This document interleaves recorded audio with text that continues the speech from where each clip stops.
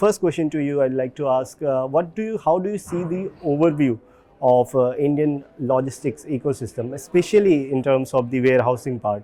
If you can shed light over that. Prima facie, after the national logistics policy was inaugurated by the Prime Minister, the focus has been more and more on logistics framework in India.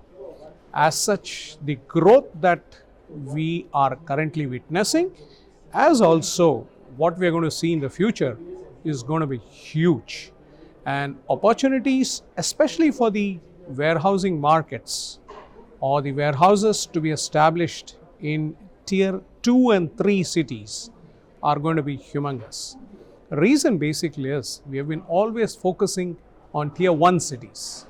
Now, for a change, with the connectivity between the cities improving and with the roads, the national highways connecting the tier 2 and tier 3 cities, warehousing is going to get a boost, a significant boost. The policy, along with dedicated freight corridors, along with the Gati Shakti, all this impetus coming together, the warehousing is significantly going to grow in the coming years. The pulse is already there to feel, but this is going to grow significantly in the coming years. All right. So you rightly mentioned that, be it the dedicated freight corridors or the Bharatmala or the Gati Shakti program, these all are intended to leverage the ecosystem, supply chain ecosystem. But sometimes what happens is there has been instances of delay when it comes to the execution of the project, be it Bharatmala, the date has been extended and sometimes the cost also rises. How do you see these things turning out, and how can these time limits be meet according to you?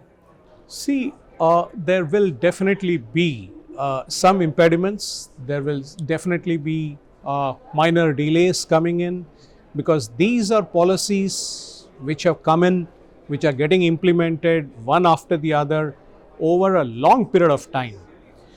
And we are new to all these, and we are definitely trying to cut down these delays. We are definitely going to cut down all these hiccups which can occur. But one thing is for sure, that within the Government of India, all ministries are working in a big way to root out these delays, to root out these issues and problems, and try and lay down a platform which will ensure the logistics growth, the warehousing growth in many ways possible.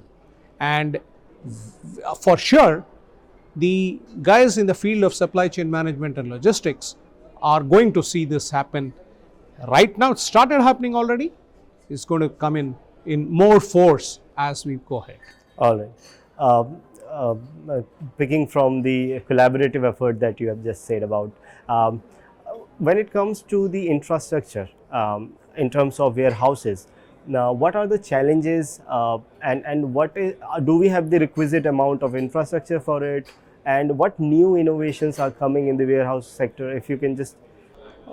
Yes, collaboration even in the field of warehousing has come up in a big way.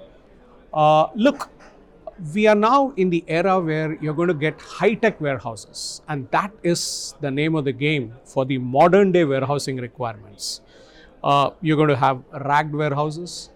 Within racking, you're going to have automatic storage and retrieval systems. You're going to have battery operated machines. The material handling equipments work inside the warehouses. You're going to have all the safety equipments being installed, things like the sprinklers, which is now quite common for every warehouse. And you're going to have warehouses with high roofs, so that the vertical elevation can be taken advantage, and we can ensure more storage space for the cargo within the warehouse. The unitized load, which we call it as the palletized load, needs racking. And then you need to have stackers which are capable of pulling it down from high levels of racking. Of course, digitization and sustainability go hand in hand for these high-tech warehouses. And that is something which we guys need to really concentrate, focus and work upon. The logistics and supply chain professionals need to focus on this, because artificial intelligence, machine learning, analytics, cloud computing, etc.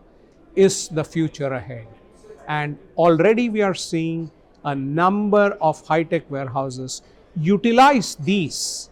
In addition, the WMS, which is the warehouse management software, the TMS, which is the transport management software, the control tower phenomena, all this requires a lot of cloud computation, a lot of artificial intelligence being used, and digitization is the name of the game. So we need to focus on all of them and ensure that these so-called high-tech warehouses are not only limited to tier 1 cities, but also spread over into the tier 2 and tier 3 cities as well. Then of course, not only the high-tech, we also specialize in areas like chemical warehouses, like food and pharma warehouses, which require high level of statutory compliances and safety methods need to be implemented there, for which licenses need to be had from the government agencies.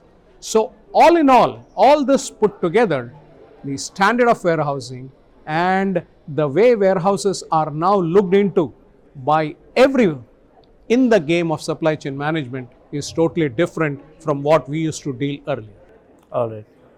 One question I just came to my mind as you were speaking about the warehouses. We have seen that at times perishable goods, or even in the food scheme that we have, welfare scheme that we have, lots of wastage happens.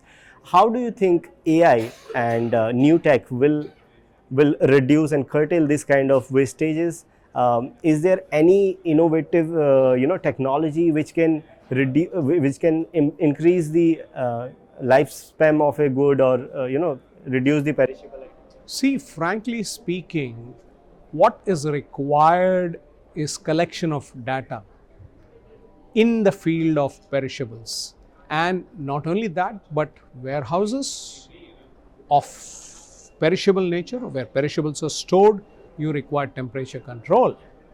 And unless and until the temperatures are monitored as well, with automatic cutoffs being installed along with these temperature controls, the data loggers to record the temperatures are done, reams and reams of sheets with data in each of these fields can be generated. But right now, the analysis has to be done manually, unless you have your softwares which run basically using machine learning concepts, which look into various forms of analytics and digitization methods. Unless and until these are adopted, and these can be adopted, you can have various types of data being analyzed in order to prevent such perishable nature, such goods which can be destroyed under improper way of storage in these warehouses. So with Modi ji's intention for 1 trillion digital economy, this will be very handy, that the entire ecosystem adopts the dataization of the warehouses. Yes, I personally feel that as we go ahead, you're going to get more and more methods of digitization coming in, more and more technology being adopted, and people are just working on every possible way of sustainability along with technology. And once these come in a big way, you're going to see the big blast happening even in case of warehousing and supply chain management. And once these come in, then certain sectors of supply chain management can really be focused upon to prevent the destruction of goods, to prevent the goods getting wasted within warehouses, especially the so-called temperature control warehouses, etc. The same thing happens with even pharma goods. In pharma, you need to even focus much more, because these are consumed by human beings, and these are used for treatment of sick people and the human beings. So we need to be extremely careful about the hygiene as far as pharma is concerned. And even in pharma, you have temperature control warehouses, and temperature control not only in warehouses, but even for transporting them. transporting the perishables, transporting the pharma, you need temperature control vehicles running in. Including there, you need electrical vehicles which can move around. So you have electrical vehicles with a temperature control facility available, which is going to help you in future. And that is where we need to focus all our attention on the various permutation combinations that can be worked upon and brought in to sustain these innovative measures.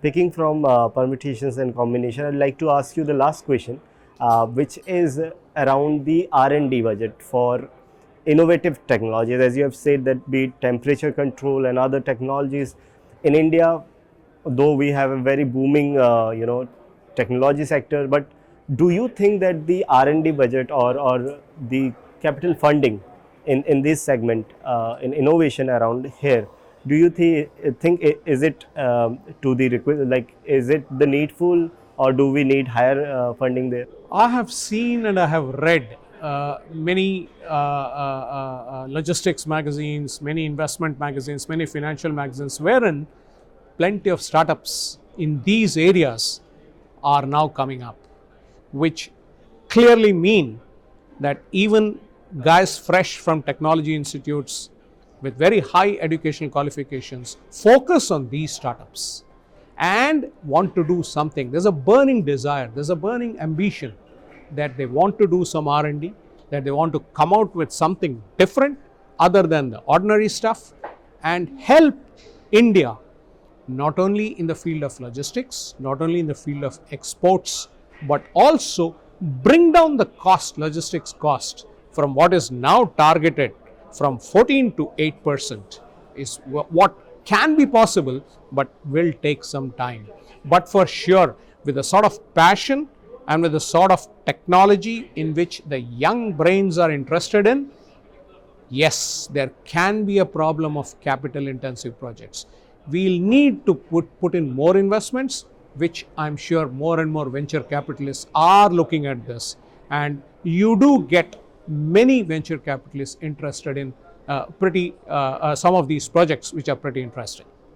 All right. So, summing it up, reduction from 14 to 8% of the logistic cost will actually leverage the Indian business ecosystem, and hopefully we will be able to leverage ourselves to the level of China, where or other countries wherein the logistic cost isn't as high as India. Thank you so much, Mr. V. Raju, for talking to us. It was a pleasure talking to you. Thank you. Thank you. Thanks a lot for this wonderful talk which we had, and hope for the best. Thank you. Yeah.